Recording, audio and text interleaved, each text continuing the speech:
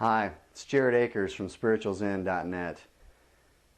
As many of you know, a lot of things have happened to me in the last few months. Last month, my father passed away 10 days after we found out that he was diagnosed with terminal cancer. He passed away, and so I've been going through that, and that's, I've been processing it like I should, and sometimes I think, God, should I be worse, or should I be, where am I at? And so, I'm a big believer in emotions are just emotions, and I'm feeling what I'm supposed to be feeling. And like some days I'm fine, and then yesterday, my wife and I were at Home Depot, and I saw these little precision screwdriver sets, and I thought, I always have a hard time trying to figure out what to get my dad for Christmas, and I saw those, and I thought, oh wow, I bet he'd love that. And then, and then I was like, he's not here, he's gone. So, so it's things like that.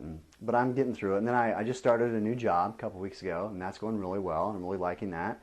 But what I was thinking about more specifically was I wrote a post on spiritualzen.net recently about feeling, self-pity and low self-esteem, feeling sorry for yourself.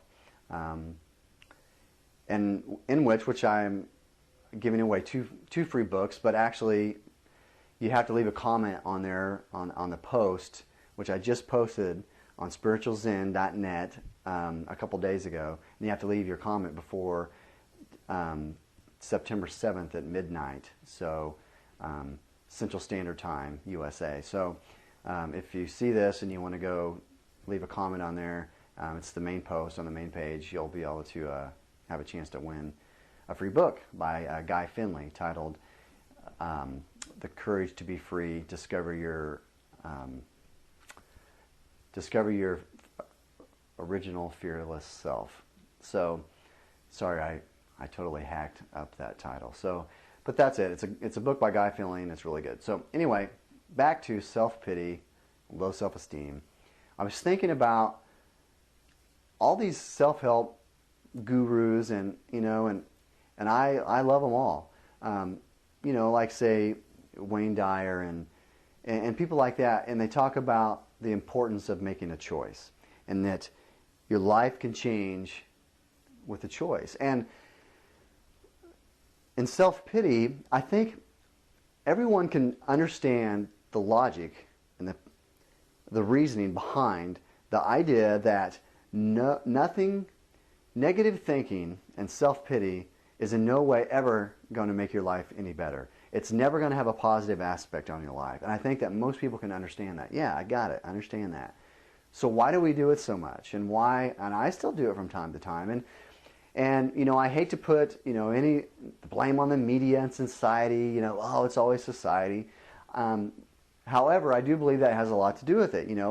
All the things we see are always telling us we need this to be happy, we need to be driving this, we need to look this way, we need to feel this way. And we're constantly comparing ourselves to others externally.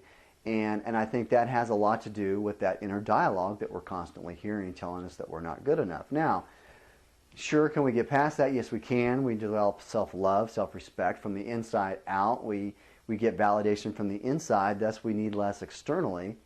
And so we're less affected by those external things, but we still are. And so I think what I was thinking about, just more specifically, just on my drive home tonight from work, was how it took years and years and years to have that dialogue going in my head that I didn't really know what to do about, I didn't really know how to listen to, and more importantly, I didn't know the effect that it was having on my life.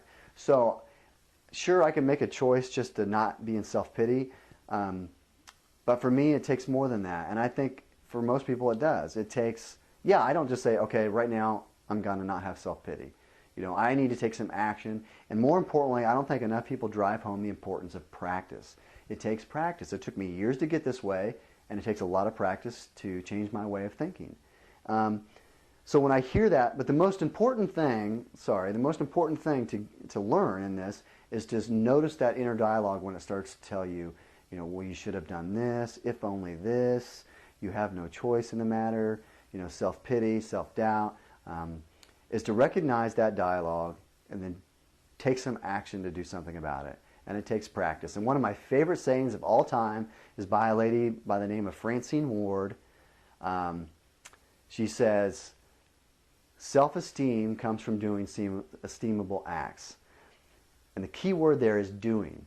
I just don't think I'm going to have a high self-esteem and it just magically manifests itself. So I have to do things. For me, when I hear that inner dialogue starting to tell myself, that you're no good or you should have done this or that, I look around myself in the moment. I tell myself everything in this moment is fine. I have everything I need. My hair's not on fire. I'm not driving off a cliff. Sometimes I write down a gratitude list of things that I'm grateful for. A lot of you have heard me talk about that.